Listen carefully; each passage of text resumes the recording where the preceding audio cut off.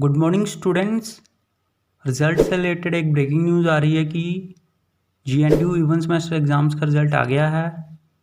तो जिन जिन क्लासेस का रिज़ल्ट आया है वो हैं bachelor of tourism and travel management 8th semester, MSc mathematics 2 years programme 2nd semester, MSc zoology 5 year integrated programme 2nd semester, BSc medical lab technology 6th semester, MSc sports nutrition 2nd semester 4th semester.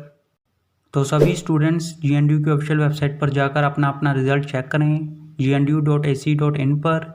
All the best सभी students को। उम्मीद है कि आप सबका result बहुत ही अच्छा आया होगा और सभी स्टूडेंट्स पास होंगे। तो जैसे ही किसी और क्लास का या फिर किसी सेमेस्टर का रिजल्ट आता है तो हम आपको बता देंगे।